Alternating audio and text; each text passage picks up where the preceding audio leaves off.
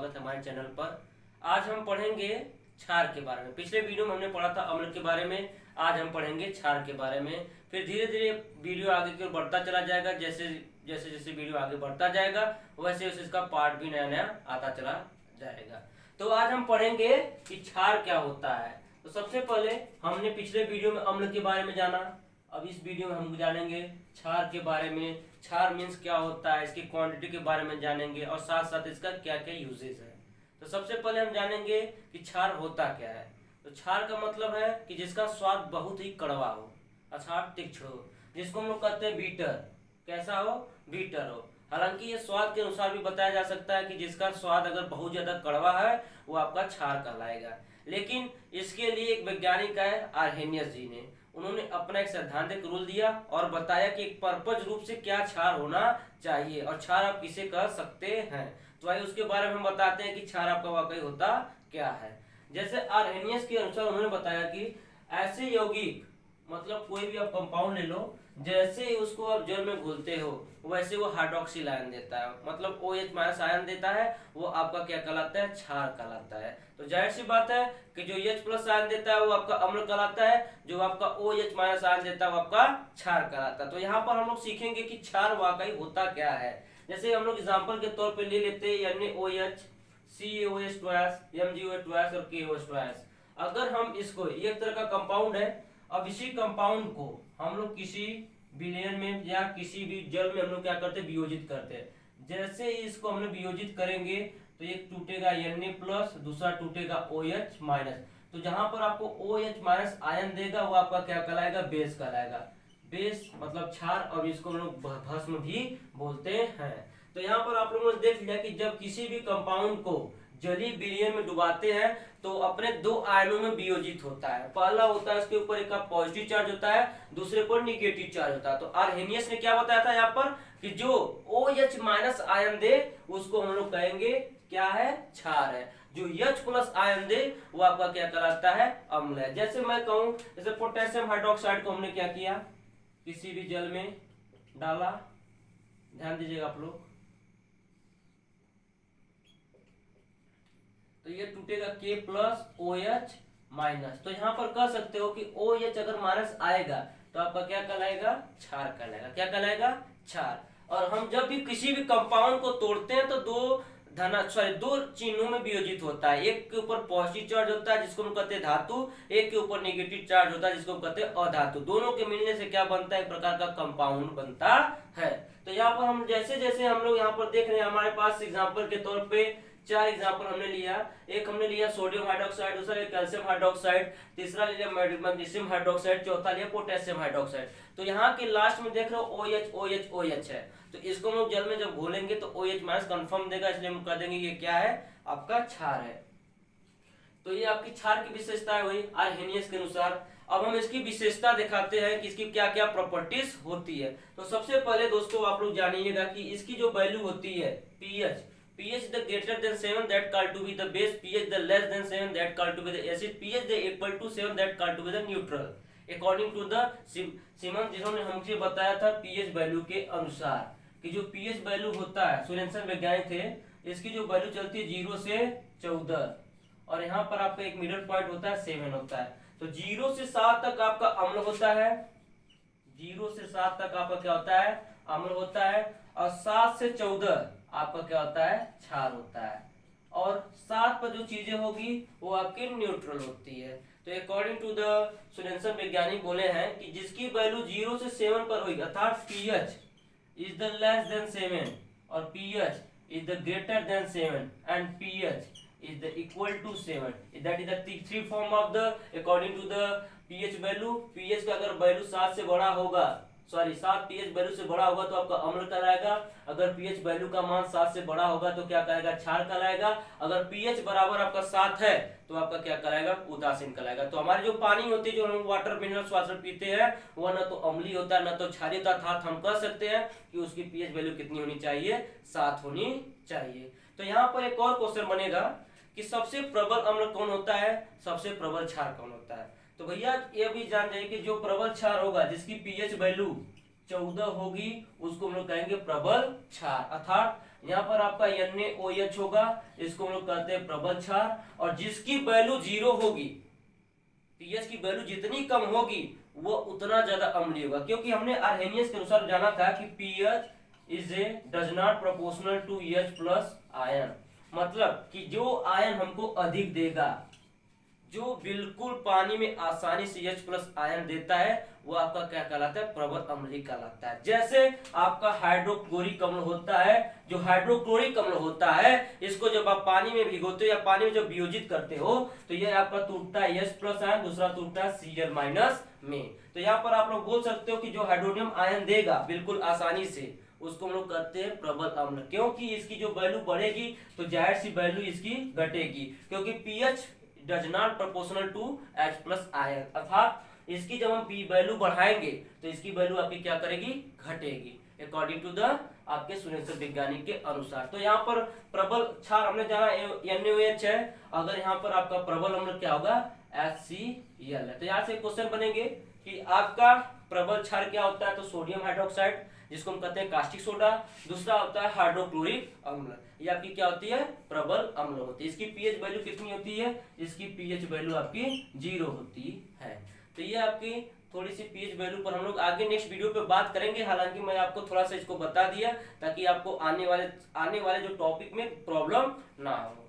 तो आज हम पढ़ेंगे, फिर से इसको हम देखते हैं कि इसकी क्या क्या विशेषताएं हैं। विशेषताएं का मतलब होगा कि क्षार की क्या क्या प्रॉपर्टीज है।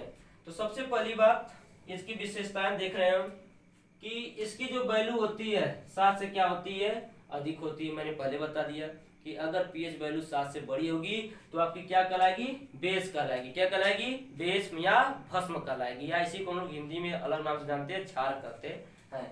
अगर नेक्स्ट बात करें तो इसमें कैसी और विशेषताएं होगी, तो जैसे भी हम साबुन को अगर टच करते हैं तो सॉफ्टली टाइप में होता है, लेकिन उसमें चिपचिपा टाइप में होता है। तो क्षार आपका क्या होता है, चिपचिपा होता है, अर्थात इसका जो आपका अगर देखा जाए तो इसका जो मिलावा होगा, मिलावा का मतलब होगा कि इसकी श्यानता या विस्कोसिटी इसका अगर देखा जाए या श्यानता देखा जाए तो इन सबसे मोटा होगा। तो क्या होगा, जाहिर सी बात है कि उनमें अणुओं की संख्या बढ़ेगी, अणुओं की जब संख्या बढ़ेगी तो उसमें क्या होगा, ठोस अवस्था अर्थात आकर्षण बल बढ़ेगा, और जैसे ही आकर्षण बल बढ़ेगा उसकी श्यानता ऑटोमेटिक बढ़ेगी और चीजें क्या हो जाएगी, मोटी हो जाएगी।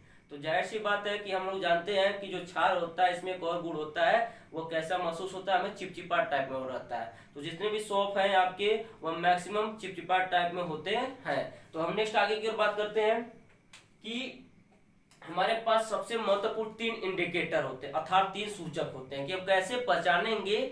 यदि हमारे पास ये सब वैल्यू नहीं है फिर भी हम उसको कैसे पहचानेंगे कि कौन सा अम्ल है, कौन सा क्षार है। तो जाहिर सी बात है उसके लिए हमारे पास 3 इंडिकेटर बहुत ही महत्वपूर्ण है। तो पहला इंडिकेटर जो आपका होता है लाल लिटमस पेपर को, जो ये क्षार होता है लाल लिटमस पेपर को कैसा कर देता है, नीला कर देता है, और जो अम्ल होता है वो नीले लिटमस पेपर को क्या करता है, लाल कर देता है। तो यहाँ से पॉइंट भी नोटेड कि ये जो लाल लिटमस पेपर को क्या करेगा, नीला कर सकता है। ये किसकी प्रॉपर्टीज हुई, ये क्षार की प्रॉपर्टीज हुई। अगर ये ठीक इसका अपोजिट होगा तो ये नीले लिटमस पेपर को लाल कौन करता है, अम्ल करता है। तो इसके बारे में और समझेंगे। और दूसरा indicator methyl orange, methyl orange को जो क्षार होता है इसको येलो कर देता है, येलो अर्थात बिल्कुल पीला कर देगा।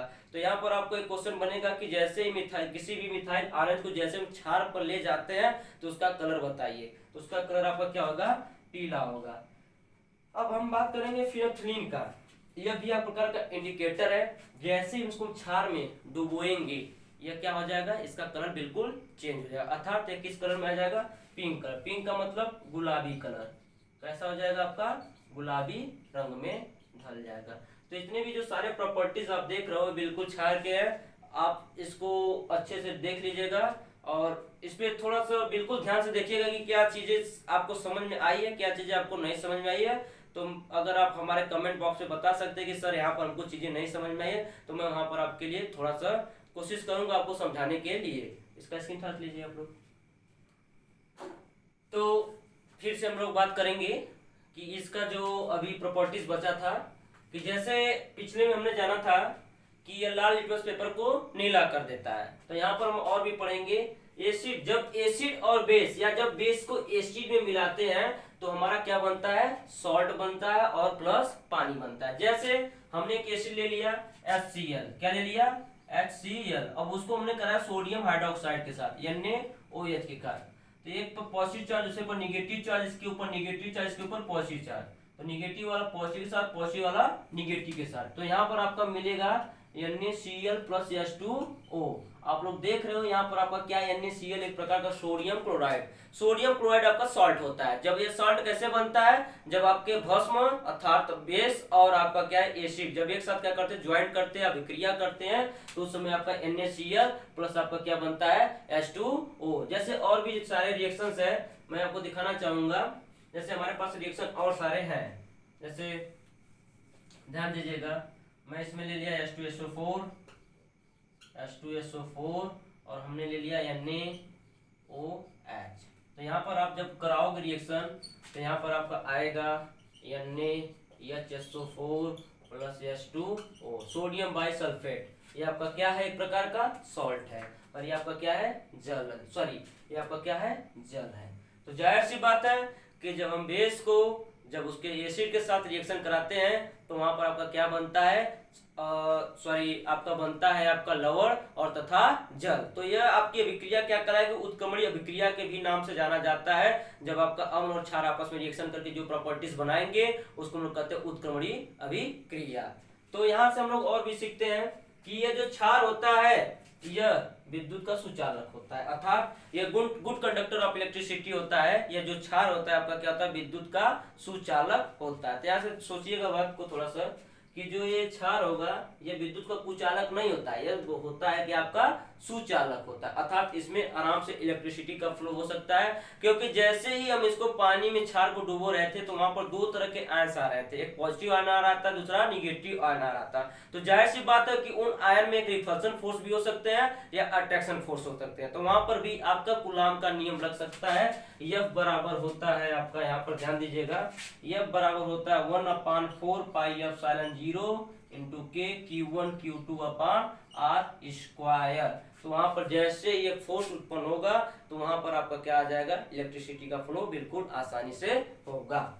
तो हम बात करते हैं इसके यूजेस के बारे में कि इसके क्या क्या यूज है। तो पहली बात, इसमें हम लोग लेते हैं कैल्शियम हाइड्रोक्साइड, जिसको हम लोग कहते हैं बुझा हुआ चूना। तो बुझा हुआ चूना प्रकार का क्या होता है, क्षार होता है। क्योंकि जैसे हम इसको पानी में या जल में वियोजित करेंगे, वैसे ये दो भागों में टूटेगा। एक आपका OH माइनस आयन देगा, इसको हम लोग कहते हैं क्षार। किसके द्वारा, आर्हेनियस के द्वारा। तो जाहिर सी बात है कि कैल्शियम हाइड्रोक्साइड या बुझा हुआ चूना, इसका हम लोग यूज क्या करते हैं, तो घरों में जब हम चूना पोतते हैं, आप लोग पहले क्या होता था कि पेंट उनका उतना, मतलब आज भी हम लोग सूर्या तरह के जो प्लास्टर यूज करते हैं, जो हम लोग घरों में सीमेंट यूज करते हैं व्हाइट वाला, तो यही आपका होता है कैल्शियम हाइड्रोक्साइड। तो यहाँ पर आपको घरों में चूना पोतने के काम आता है, और क्या है, गारा एवं प्लास्टर में बनाने में काम आता है। और साथ ही साथ ये मिट्टी के अम्लीयता को भी दूर करता है, अर्थात जो मिट्टी में ज्यादा अम्लीयता हो जाती है, तो इसको मिलाने पर क्या हो जाता है, उसकी अम्लीयता दूर हो जाती है, अर्थात वो मिट्टी फिर से उर्वरक हो जाती है। तो यहाँ पर आप लोग ध्यान दीजिएगा कि जो कैल्शियम हाइड्रोक्साइड है, ये घरों में चूना पोतने के काम आता है, और साथ ही साथ गारा एवं प्लास्टर बनाने के यूज में आता है। तो सर्वप्रथम जैसे देखा जाए, तो यहाँ पर एक गारा बोला गया है, तो ये आपकी होती है एग्रीगेट। जाहिर सी बात है कि पहले क्या होता था, सीमेंट उमेंट की मात्रा हमारे भारत देश में कम हुआ करती थी। उस समय हमारी जो सारी मकानें बनती थी, चूना की बनती थी। तो हम लोग यहाँ पर सीमेंट की जगह पर हम लोग बाइंडिंग मटेरियल के रूप में क्या लेते थे, यहाँ पर आपका कैल्शियम हाइड्रोक्साइड। और चीजें तो वही रहती थी, एग्रीगेट होते थे, बाइंडिंग मटेरियल होते थे, जल का अनुपात होता था, उस तरह से हमारा एक प्रकार का मिक्सर बनता था। मिक्सर बनने पर हम लोग उसकी क्या करते थे, चुनाई करते थे, चाहे वो फ्लेमिश बॉन्ड में चिनाई करे, चाहे वो इंग्लिश बॉन्ड में चिनाई करे। मकान का स्ट्रक्चर है, तो हम लोग इसके बारे में फिर से बात करेंगे कि जो कैल्शियम हाइड्रोक्साइड है, यह घरों में चूना पोतने में काम आता है, और साथ साथ इसे गारा एवं प्लास्टर के बनाने में काम आता है, और ये मिट्टी की अम्लीयता को भी दूर करता है। अब फिर इसी का एक भाई है, यह होता है जिंदा चूना, जिसको हम कहते हैं कैल्शियम ऑक्साइड। क्या कहते हैं, कैल्शियम ऑक्साइड। देख लीजिएगा, बुझा हुआ चूना को कैल्शियम हाइड्रोक्साइड, और इसको हम लोग कहते हैं कैल्शियम ऑक्साइड। तो यह इससे क्या निर्माण होता है, यह शीशा तथा ब्लीचिंग पाउडर बनाने में यूज होते हैं। तो हम लोग सबसे ज्यादा मेन टॉपिक पढ़ेंगे, ये तो है, ये यूज है, अच्छी ये चीजें चली रही है, लेकिन मेन चीजें जो हमारा है सोडियम हाइड्रोक्साइड और आपका मैग्नीशियम, इसको कहते हैं मिल्क ऑफ मैग्नीशिया। तो हम लोग बात करेंगे सोडियम हाइड्रोक्साइड। सोडियम हाइड्रोक्साइड जो एक प्रबल क्षार है, तो इससे हम लोग क्या करते हैं, साबुन बनाते हैं। अब हम लोग थोड़ा सा साबुन के बारे में जानेंगे कि साबुन कैसे आपका बनता है। तो थोड़ा सा ध्यान दीजिएगा आप लोग।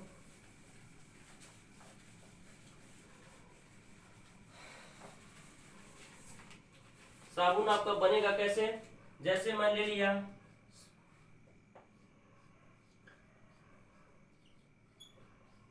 ये आपकी कार्बोक्सिलिक एसिड होती है, इसको हम लोग किसी क्षार के साथ रिएक्शन करा देते हैं NaOH। तो इसके ऊपर जाहिर सी बात है, यहाँ पर माइनस चार्ज है, इसके ऊपर प्लस चार्ज है, इसके ऊपर आपका प्लस चार्ज है, यहाँ पर आपका टोटल माइनस है। तो ये वाला इसके साथ जल चला जाएगा, ये वाला यहाँ पर आ जाएगा। तो इस तरह से आपका बनेगा C17H35COONA। और ठीक एक और इसी तरह से आपका साबुन बनेगा, थोड़ा ध्यान दीजिएगा आप लोग दोस्तों। C17H35 या आप C15 रख सकते हो, COOK प्लस आप सोडियम या पोटेशियम हाइड्रोक्साइड ले लो, पोटेशियम हाइड्रोक्साइड। तो यहाँ पर भी टूटेंगे, एक आपका प्लस में टूटेगा, दूसरा माइनस में, ये वाला आपका प्लस, ये वाला माइनस, ये वाला इसके साथ और ये वाला यहाँ पर। तो इस तरह से आपका बनेगा C15H31COOK। तो यहाँ पर जो साबुन होता है दो तरह से तैयार किया जाता है, एक को हम लोग कहते हैं मृदु साबुन, दूसरे को हम लोग कहते हैं ठोस साबुन या कठोर साबुन। जो आपके नहाने वाले साबुन होते हैं, जो ज्यादा झाग देते हैं या अर्थात जिसको हम लोग नहाने में ज्यादा यूज करते हैं, जो बहुत ही सॉफ्टी होता है, जैसे आपका लक्स हो गया, जैसे आपका और सारे लाइफबॉय हो गए, डेटोल्स हो गए, डव हो गया, नया फैशन के दौर पे डव आया, पियर्स आए हैं, नहीं करीना कपूर वाला एक प्रचार आया था, हमारे खूबसूरती का निखार लक्स साबुन। तो वही है भैया, यहाँ पर आप ध्यान दीजिए C17H35COONA। तो यहाँ पर आपका अगर सोडियम बोलेगा तो इसको हम लोग कहते हैं मृदु साबुन, अगर आपका पोटेशियम आ गया तो इसको हम लोग कहते हैं कठोर साबुन, जिसमें आपके व्हील्स होते हैं, आपके घड़ी होते हैं, जो कपड़े धोने में जो साबुन यूज होते हैं वो होते हैं कठोर साबुन, और जो नहाने में यूज होते हैं वो होते हैं आपके मृदु साबुन। तो यहाँ पर ये कैसे बनता है, आपके सोडियम हाइड्रोक्साइड से बनता है। कैसे बनता है, सोडियम हाइड्रोक्साइड को जब किसी कार्बोक्सिलिक एसिड के साथ रिएक्शन कराते हैं तो उस समय हमारा क्या बनता है, साबुन बनता है। साबुन भी दो तरह के होते हैं दोस्तों, मैंने आपको साबुन के बारे में डिटेल दिखाया। ये जो साबुन होता है आपका, इसके लास्ट में अगर Na आए कार्बोक्सिलिक अम्ल में तो आपका क्या कहलाता है, मृदु साबुन, अगर पोटेशियम आए तो आपका क्या कहलाता है, कठोर साबुन। तो इस तरह से हम लोग यूजेस लगातार देख रहे हैं। अब हम नेक्स्ट बात करते हैं मैग्नीशियम हाइड्रोक्साइड की, MgCO2। तो हम लोग जैसे हम लोग कुछ ये पेट की अम्लता को दूर करता है। तो कभी कभी आपको कच्ची सी ढिकारे आती है या आपको बिल्कुल अनकंफर्टेबल जोन में होते हैं, तो उस समय क्या होता है कि हमारे पेट में अम्लता बढ़ जाती है, और हमारे पेट में अम्लता बढ़ जाने के कारण हम लोगों को कच्ची सी ढिकार आती है। तो उस समय हमारे पेट में गैस सा बन जाता है। तो उस समय हम लोग क्या करते हैं, मैग्नीशियम हाइड्रोक्साइड को इनो के रूप में लेते हैं। मात्र 6 सेकंड में आपका पेट से राहत दे इनो, प्रचार आपने देखा होगा। तो प्रचार में आपका MgOH ट्वाइस लिया, मतलब मैग्नीशियम हाइड्रोक्साइड। मैग्नीशियम हाइड्रोक्साइड के सेवन से हमारा जो होता है गैस तुरंत शरीर से रिलीज हो जाता है, और हमारे शरीर से, हमारे पेट से क्या होता है, अम्लता बिल्कुल दूर हो जाता है। तो ये यूजेज आपके रहे बिल्कुल क्षार के। तो थोड़ा सा ध्यान दीजिए कि क्षार के क्या क्या यूजेज है। तो मैंने आपके 4 एग्जाम्पल लिए। पहला एग्जाम्पल लिया आपके बुझा हुआ चूना, कैल्शियम हाइड्रोक्साइड। दूसरा एग्जाम्पल लिया कैल्शियम ऑक्साइड, जिसको कहते हैं जिंदा चूना।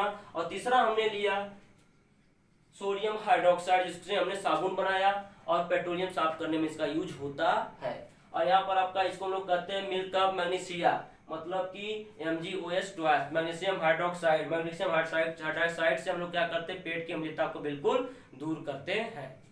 तो इस तरह से इसका स्क्रीनशॉट आप लोग लीजिएगा। चलिए, अब हमने क्षार के बारे में जाना, क्षार के क्या क्या अर्थ है, क्या क्या उसके मीन्स थे, और उसकी क्या क्या प्रॉपर्टीज हैं, क्या क्या उसके यूजेस थे, उसके बारे में प्रॉपर रूप से जाना। आज हम जानेंगे कि इसका थर्ड पार्ट जो होता है लवण होता है। तो सॉल्ट, आज हम सॉल्ट के बारे में जानेंगे कि सॉल्ट क्या होता है, कैसे कैसे बनता है, इसका क्या क्या यूज है, और इसके क्या क्या एग्जाम्पल है। तो बहुत ही आसान भाषा में है, आप थोड़ा सा बने रहिए हमारे साथ। तो हम बात करते हैं कि जब अम्ल और क्षार आपस में जिस प्रतिक्रिया के द्वारा जो कंपाउंड्स बनते हैं या जो चीजें बनती है और जल के साथ बनती है, वो आपकी क्या कहलाती है, सॉल्ट कहलाती है। जैसे मैं कहूँ दोस्तों, हमने ले लिया अम्ल के रूप में, हमने ले लिया आपका मैक्सिमम HCl ले लेते हैं, या H2SO4 ले लिया, H2SO4 को अब हम क्या करते हैं सोडियम हाइड्रोक्साइड के साथ NaOH के साथ क्या करते हैं रिएक्शन कराते हैं। तो इसको आप लोग अगर सोडियम को देखा जाए तो मैक्सिमम इसको आप लोग लिख सकते हैं HSO4, अर्थात ये होता है टोटल प्लस, ये होगा टोटल ऋणात्मक, इसके ऊपर प्लस चार्ज होगा, इसके ऊपर माइनस चार्ज होगा।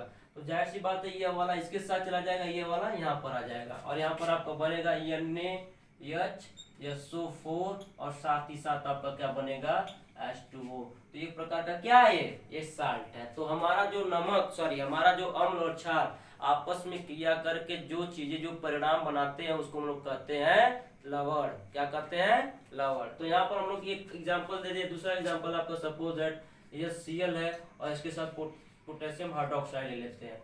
तो जाहिर सी बात इसके ऊपर plus charge minus plus minus, ये वाला इसके साथ और ये वाला इसके साथ, तो ये आगा KCl प्लस आपका क्या हो जाएगा H2O, इसको कहते हैं पोटेशियम क्लोराइड। ये आपका जल क्या हो जाएगा बाहर हो जाएगा। तो यहाँ पर हमने देखा कि जब अम्ल और क्षार आपस में क्रिया करके क्या बना रहे हैं लवण बना रहे हैं। तो अब हम जानेंगे टाइप्स ऑफ साल्ट, साल्ट के प्रकार, साल्ट के प्रकार कि साल्ट के कितने प्रकार होते हैं। तो मैक्सिमम देखा जाए तो यहाँ पर साल्ट के 4 प्रकार हमने डिवाइड किया है। तो पहला देखा जाए तो पहला को कहा जाता है एसिडिक सॉल्ट अर्थात अम्लीय लवण। तो इसमें आपके होते हैं जो मतलब जाहिर सी बात है कि जब वीक अम्ल और आपका जब आपका स्ट्रॉन्ग अम्ल और स्ट्रॉन्ग अम्ल और आपका वीक क्षार जब आपस में रिएक्शन करते हैं तो जो आपकी रिजल्ट बनेगी उसको हम लोग क्या कहते हैं अम्लीय लवण कहते हैं। तो इसमें आपके होते हैं स्ट्रॉन्ग एसिड प्लस आपका वीक क्या हो जाएगा आपके बेस हो जाएंगे। तो जो इसका रिजल्ट बनेगा आपका क्या कहलाएगा अम्लीय लवण। इसमें होते हैं NaHSO4 K2 KH2 PO4। तो ये आपके अम्लीय के उदाहरण हुए। अब हम बात करते हैं बेसिक सॉल्ट की। तो बेसिक सॉल्ट का एक सीरीज डेरिवेशंस है कि स्ट्रॉन्ग बेस और वीक एसिड जब आपस में मिलेंगे तो आपका क्या कहलाएगा बेसिक। वीक एसिड का मतलब यहाँ पर है कि जो जल में घुलने पर जल्दी से H+ आयन ना दे या जो दे तो बड़ा ही कठिन रूप से दे, तो उसको हम लोग कहते हैं दुर्बल अम्ल। क्या कहते हैं दुर्बल अम्ल। और जो अम्ल जल्दी से जल में वियोजित होकर H+ आयन दे उसको हम लोग कहते हैं प्रबल अम्ल। तो यहाँ पर हम देखेंगे कि स्ट्रॉन्ग बेस को हम लोग क्या करते हैं वीक एसिड के साथ जैसे ही मर्ज करते हैं वैसे हमारा क्या बनता है बेसिक सॉल्ट बनता है। तो बेसिक सॉल्ट में सबसे महत्वपूर्ण उदाहरण है white lead 2PbCO3 PbOH twice. तो ये किसके एग्जांपल हुए ये हमारे बेसिक सॉल्ट के एग्जांपल हुए। अब हम तीसरा बात करेंगे। तो तीसरा में आपका होता है डबल सॉल्ट, मतलब कि जब दो चीजें एक साथ आकर मिक्स हुए, मतलब डबल सॉल्ट का यही तात्पर्य है जिसमें हमारे दो चीजें दो सॉल्ट क्या हो आपस में मिलकर जब एक परिपूर्ण सॉल्ट बनाते हैं तो उसको हम लोग कहते हैं डबल या द्विक लवण। तो यहाँ पर आपके हो जाएगा K2SO4 Al2SO4 24H2 इसको कहते हैं फिटकरी का सूत्र होता है। किसका होता है यह फिटकरी का। इसी के एग्जांपल में आपका नीला थोता होता है। नीला थोता भी आपका क्या होता है द्विक लवण होते हैं। और यहाँ पर आपका सबसे तीसरा जो एग्जांपल है इसको लोग कहते हैं पोटेशियम सल्फेट टाइट्रेरियम।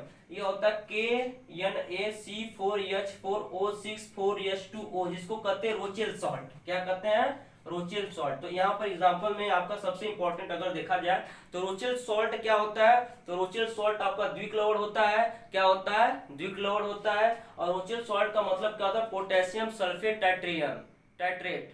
तो यहाँ पर आपका PST इसको हम लोग कहते हैं PST। तो जाहिर सी बात है कि हमने 3 लवण के बारे में जाना। चौथा हमारा है मिक्स सॉल्ट, जब आपस में सॉल्ट क्या हो मिक्स हो। इसका सबसे महत्वपूर्ण एग्जांपल है कैल्शियम ऑक्साइड क्लोराइड। तो ये आपकी होती है CaCl2। तो ये आपके क्या रहे ये आपके बिल्कुल आपके रहे सॉल्ट रहे। तो सॉल्ट का क्या डेफिनेशन है जब अम्ल और क्षार आपस में क्रिया करके जो चीजें बनाते हैं वो आपके क्या कहलाते हैं लवण कहलाते हैं। और ये आपके जो टाइप्स ऑफ सॉल्ट हो गए 4 प्रकार के होते हैं। पहले को हम लोग कहते हैं एसिडिक सॉल्ट, दूसरे को हम लोग कहते हैं बेसिक सॉल्ट, तीसरे को हम लोग कहते हैं डबल सॉल्ट और चौथे को हम लोग कहते हैं मिक्स सॉल्ट। तो इसके जो सारे एग्जांपल है मैंने आपको दिखा दिया है। आप इसको ध्यान से देखकर जो भी चीजें आपको प्रॉब्लम हो कमेंट बॉक्स में बताएं कि सर यहाँ पर हमको चीजें नहीं समझ में आई, हम उसके बारे में आपको फिर से बताएंगे अपने नेक्स्ट वीडियो में कि यहाँ पर आपको अगर प्रॉब्लम हुई तो हम उसका समाधान जरूर करेंगे। तो थोड़ा इसका आप इसकी शॉर्ट ले लीजिएगा। तो हमने सॉल्ट के बारे में जाना, अब हम जानेंगे कि इसके क्या क्या प्रयोग हैं। तो जाहिर सी बात है कि जब इसके हम प्रयोग के रूप में जानेंगे तो सबसे पहले हम जो लवण के प्रयोग के बारे में जानेंगे। तो इसके उपयोग क्या क्या है। तो यह है पहला जो हमने लवण लिया था NaCO3, इसको हम लोग कहते हैं सोडियम बाइकार्बोनेट, या इसी को हम लोग कहते हैं बेकिंग सोडा, या इसी को हम लोग कहते हैं खाने वाला सोडा। तो सोडियम बाइकार्बोनेट को हम लोग कहते हैं बेकिंग सोडा या खाने वाला सोडा। तो इसका यूज क्या है? तो इसका यूज है पेट की अम्लता को दूर करने में, साथ ही अग्निनाशक यंत्रों में भी इसका प्रयोग हम लोग करते हैं। तो जाहिर सी बात है कि जो सोडियम बाइकार्बोनेट है दोस्तों, जो इसका हम लोग प्रयोग करते हैं पेट की अम्लता को दूर करते हैं, और साथ साथ क्या करते हैं इसके अग्निनाशक यंत्रों को में भी इसका हम लोग यूज करते हैं। तो यहाँ पर जो आपका सोडियम बाइकार्बोनेट होगा ये आपका होता है लवण, और कौन सा लवण होगा? ये आपका होगा अम्लीय लवण, जिसमें आपके हाइड्रोजन आंशिक रूप से निकल पाए। जब आपका प्रबल अम्ल और दुर्बल क्षार मिलकर आपस में जो बनाते हैं कंपाउंड, जिसको हम लोग कहते हैं सॉल्ट, उसको हम लोग कहते हैं क्या है? अम्लीय लवण। और जाहिर सी बात है दूसरा हम लेते हैं, आपके होते हैं सोडियम क्लोराइड, यह आपकी NaCl। NaCl कैसे बनता है? जब आपके अम्ल और क्षार आपस में क्रिया करके जो कंपाउंड बनाते हैं उसको हम लोग कहते हैं लवण। तो इसको हम लोग कहते हैं सोडियम क्लोराइड या टेबल सॉल्ट, जिसको हम लोग खाना में यूज करते हैं या खाने पीने में जो हम लोग यूज करते हैं जो नमक, उसको हम लोग कहते हैं NaCl, जिसका नाम होता है सोडियम क्लोराइड। इसको हम लोग कहते हैं टेबल सॉल्ट। अब देखा जाए तो इसका यूज हम लोग खाने में करते हैं, अचार परीक्षण में करते हैं, तथा मांस एवं मछली के भी संरक्षण में करते हैं। तो अचार परीक्षण में भी जैसे हम लोग तमाम प्रकार के अचार बनाते हैं जो हमारे गांव घरों में बनता है, आम का अचार, नींबू का अचार, जैसे बहुत सारे अचार आपके मैक्सिमम बनते हैं। तो उसमें जो भी कटहल का अचार, तो उसमें हम लोग क्या डालते हैं? मैक्सिमम रूप से सबसे ज्यादा वरीयता किसकी होती है? जो आपका टेस्ट प्रदान करे वह होती है आपकी NaCl, जिसको हम लोग कहते हैं टेबल साल्ट। तो यहाँ पर भी बोल सकते हो कि अचार के परीक्षण में भी इसका हम लोग यूज करते हैं, और साथ ही साथ इसका यूज हम लोग करते हैं मांस और मछली के संरक्षण में भी करते हैं। मांस और मछली के संरक्षण में कैसे करते हैं? मछली जैसे पानी में रहती है तो उसमें ऑक्सीजन के पर्याप्त रूप से मात्रा में डालने के लिए हम लोग NaCl यूज करते हैं, ताकि उसकी ऑक्सीजन की मात्रा को क्या करे? आसानी से बढ़ा सके। अर्थात हमारे पानी में उपस्थित जितने भी गंधहीन पदार्थ है, जैसे आपके अवशिष्ट पदार्थ को सोख लेता है, और साथ साथ हमारा जो आपका पानी होता है बिल्कुल स्वच्छ हो जाता है, और उसमें मछली बिल्कुल आसानी से सांस लेती है। तो हम नेक्स्ट बात करते हैं आप, ये आपकी होती है Na2CO3, जिसको हम लोग कहते हैं सोडियम कार्बोनेट या धावन सोडा। धावन सोडा पहले इस्तेमाल करें फिर विश्वास करें, घड़ी डिचंडर पाउडर, अमिताभ बच्चन वाला आप लोगों ने देखा होगा डियर। इसमें उन्होंने क्या वो जो आपका बनता हुआ कैसे होता है? Na2CO3, जिसका नाम है सोडियम कार्बोनेट और आपका धावन सोडा, चौगैना विल, यही है आपकी Na2CO3। अब हम बात करते हैं इसका यूज कहाँ पर होता है? कपड़ा धोने में हम लोग इसका यूज मैक्सिमम करते हैं। तो यह एक तरह का आपका अपमार्जक के रूप में होता है, ना इसके कठोर साबुन होता है ना ये आपकी मृदु साबुन होती है। अपमार्जक दूसरा होता है जिसको हम लोग कहते हैं निरमा या सोरा कहते हैं। तो इसका यूज हम लोग करते हैं किसमें? Na2CO3, धावन सोडा।